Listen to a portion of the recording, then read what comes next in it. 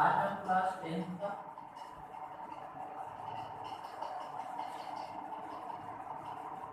दूसरा सवाल शुरू करेंगे।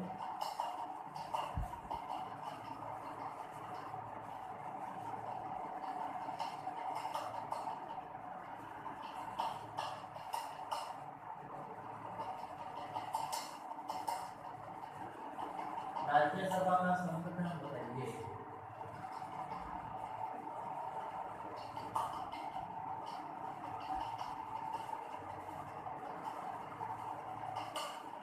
पहले अपने लोकसभा का संगठन पढ़ा, उसके अंदर 6 बिंदु कौन कौन से थे? पहला सदस्य संख्या,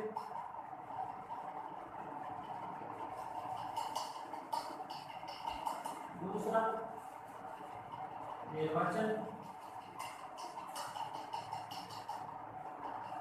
तीसरा योग्यता,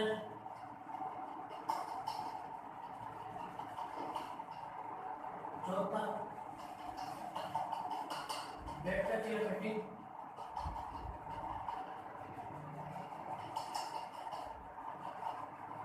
पांचवा कार्यकाल और छठा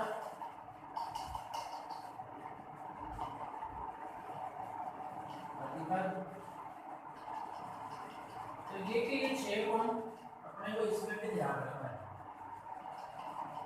लोकसभा के संगठन के अंदर जैसे पहला पॉइंट है आपका सदस्य संख्या,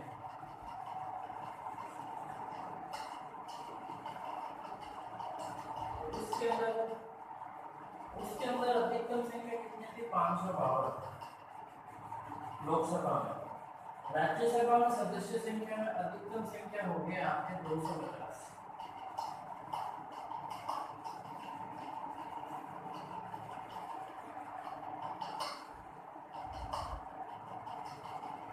फिर मैं बात करता हूँ ये 250 में से कौन क्या क्या। आपको सिर्फ इसके अंदर 2 बातें ध्यान रखनी है, 238 और 12। 238 होंगे वो राज्य और केंद्र से आएंगे, राज्य और केंद्र शासित प्रदेश से, और ये ध्यान रखना केंद्र का मतलब केंद्र शासित प्रदेश से आएंगे। और 12 व्यक्ति राष्ट्रपति द्वारा मनोनीत किए जाएंगे।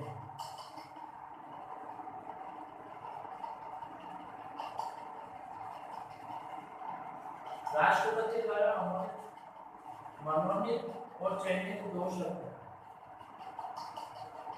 मनोनीत और चयनित या निर्वाचित। मनोनीत और निर्वाचित 2 शब्दों को समझो। मनोनीत का मतलब मन से किसी व्यक्ति को कोई पद दे देना, मेरी इच्छा हुई कि इस व्यक्ति को यह पद देना तो दे दिया, उस चीज को मनोनीत कहते हैं। निर्वाचित के अंदर उसकी वोटिंग होती है, मन से कुछ नहीं होता है, उसकी क्या की जाती है? वोट दिए जाते हैं उसको, और वोट में वो जीत करके आ जाता है। तो ये चीज है। तो ये 238 व्यक्ति है ना, ये तो निर्वाचित होते हैं, यानी कि इनको क्या किया जाता है? वोट दिया जाता है। और ये जो 12 व्यक्ति है वो राष्ट्रपति अपनी इच्छा से किन्हीं 12 व्यक्तियों को क्या करता है? राज्यसभा का सदस्य मनोनीत कर देता है, घोषित कर देता है कि मेरी तरफ से ये 12 व्यक्ति हैं, भले वो कोई से भी हो। अब वो 12 व्यक्ति कौन से होंगे? ऐसा नहीं कि अपने परिवार में से 12 जनों को उसने किसी न किसी को राज्यसभा का सदस्य बना दिया। 12 व्यक्ति वो होंगे जिन्होंने देश के लिए निर्वाचन लेकर इसका कैसे निर्वाचन के अंदर लोगों को ये ध्यान रखना है, इसको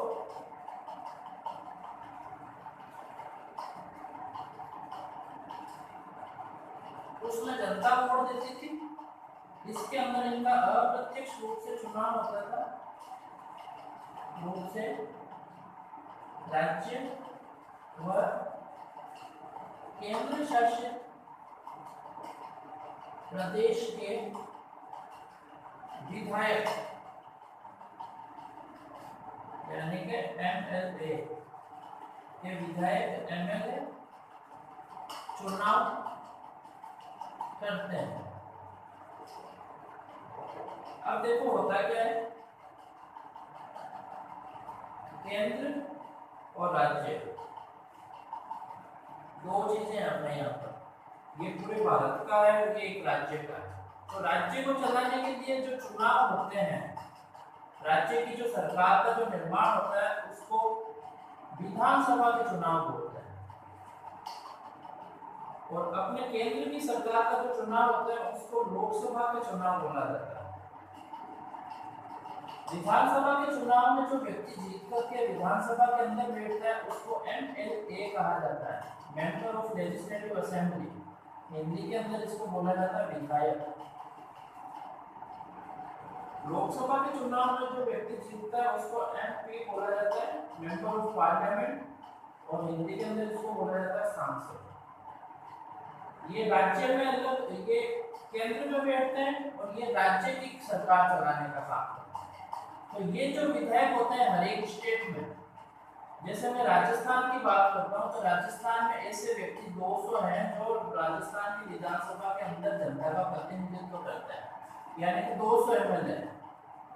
अब राज्यसभा के व्यक्तियों का जब चुनाव होगा ना तो पूरे राजस्थान के लोग वोट न देकर के सिर्फ ये 200 व्यक्ति तय करेंगे कि हमारी तरफ से राज्यसभा के अंदर कौन सा व्यक्ति जाएगा, राजस्थान का प्रतिनिधित्व करेगा।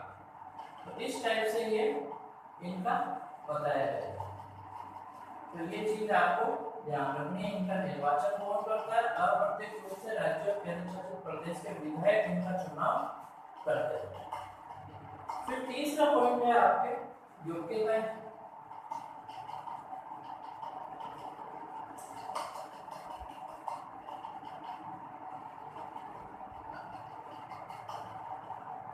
योग्यता का मतलब कोई भारत का नागरिक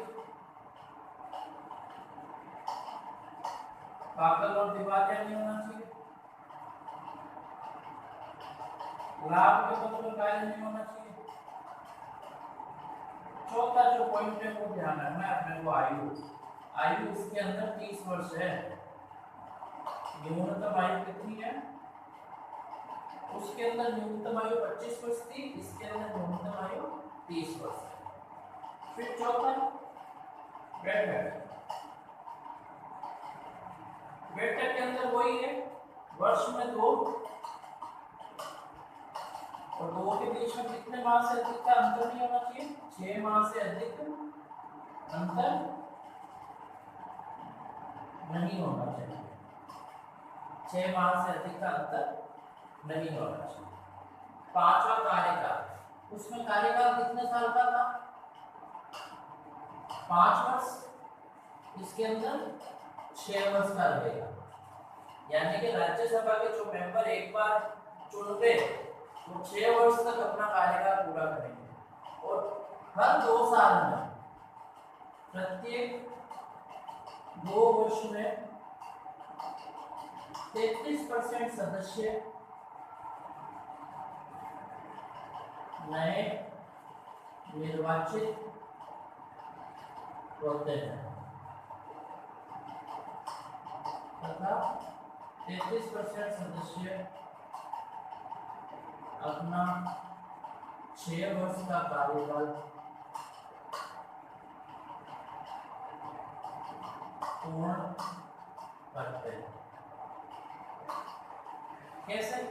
कोई व्यक्ति 2010 में राज्यसभा का मेंबर बना,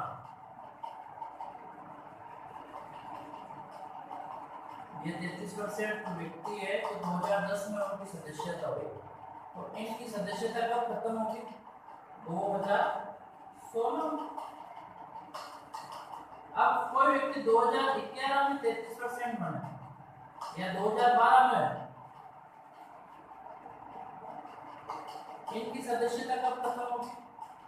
2018 में। कोई व्यक्ति 2014 के अंदर 33% होना, तो इनकी 2020 में। तो अभी 2010 में बने तो ये 2016 तक चलेंगे, ये 33%। 2016 में ये 33 जन क्या हो जाएंगे? हट जाएंगे। फिर ये जो 2012 में बने थे उनका कार्यकाल 2018 में पूरा होगा, तो ये 2 साल के गैप के बीच में ये क्या हो जाएंगे, नए पुराने होते रहेंगे।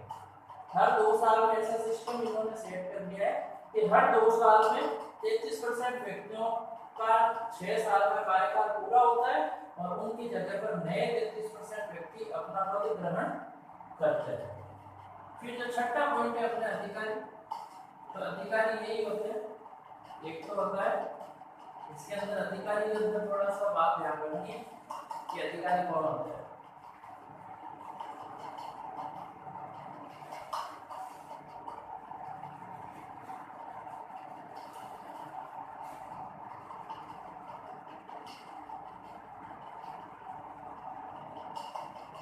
इसके अंदर अधिकारी होता है सभापति और दूसरा होता है उपसभापति।